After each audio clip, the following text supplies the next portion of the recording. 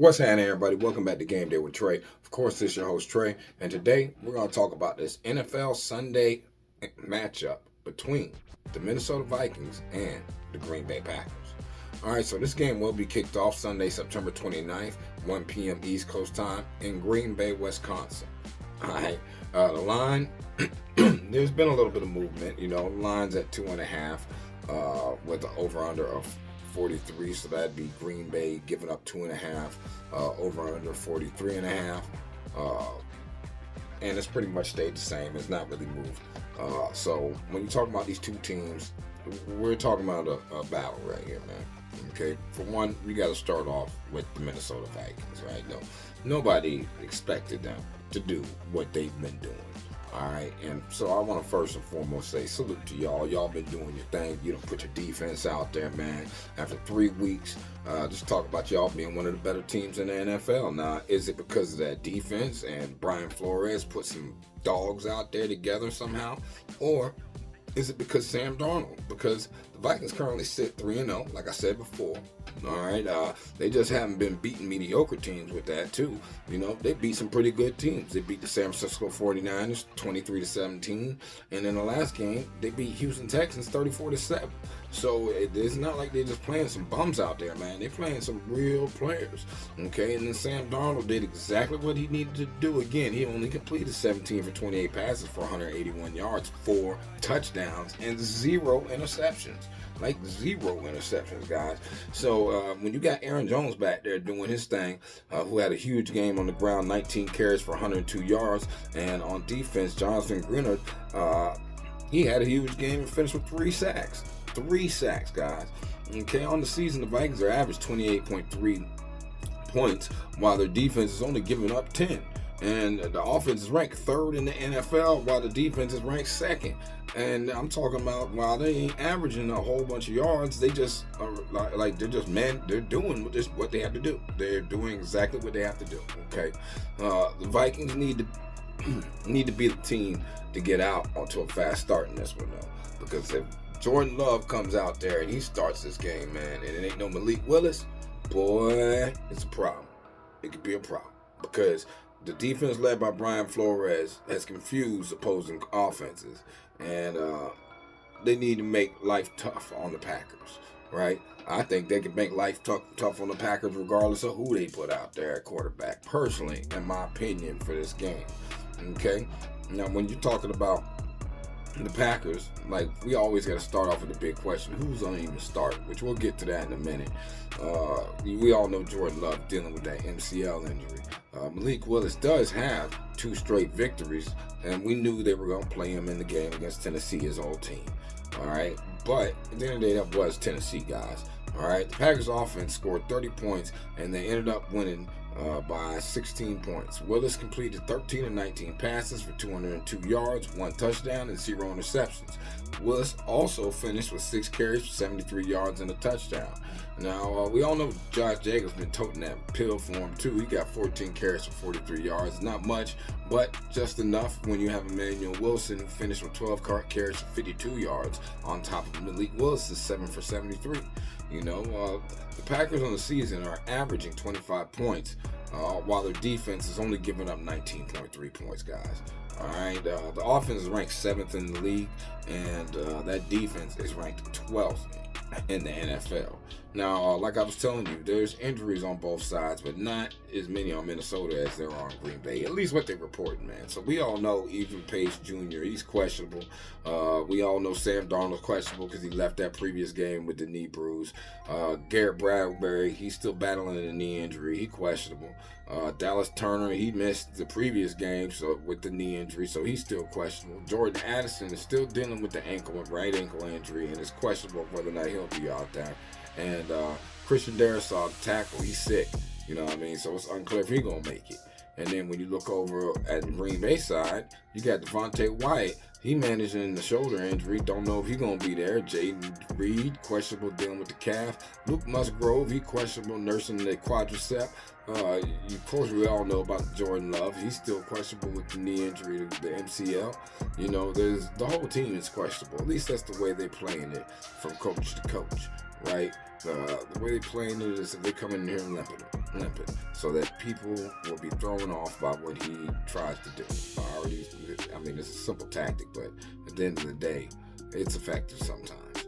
All right, so when we're looking at that matchup stats, guys, and we're looking at just how they played so far this season, I've already covered the fact that Minnesota's offense is third best in the NFL, scoring 28.3. And as far as their defense is concerned, man, it's the second best in the NFL, only giving up 10. Now, and I've already said that Green Bay scores 25 points a game as sixth best offense in the NFL, and only gives up 19.3. That's the 12th best defense in the NFL. But it all comes down to how these teams play on third down, and it's gonna be a battle of wills, man. I'm honest with you. This is gonna be a battle of wills because Minnesota's going to want to not do a lot of flashy stuff. They're going to want to play their style of ball like they've been doing against everybody else, win the field position, make a big splash play here or there, and then just, lean on the other team, okay? And let their defense play from ahead, right?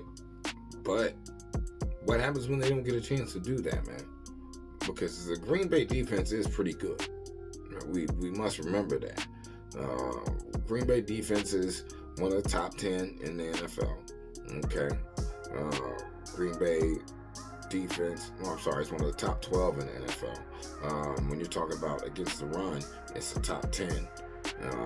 They do give up 4.7 yards per carry, but people can't carry against them because they're only giving up 105.7 yards per game total. They ain't even giving up a full touchdown a game, man. Top 10 in all of these statistical categories as far as how they've been playing so far this year. But like I said, you got to remember that Minnesota defense been biting, dog. But they are playing in Green Bay, man, and that's why there's certain things you got to take into account. You got to take how these teams have played situationally, okay, and their stat splits. So Minnesota on the road averages 28 points a game, only gives up 6. Green Bay at home averages scoring 16 points, but gives up 10. All right, now how did that happen?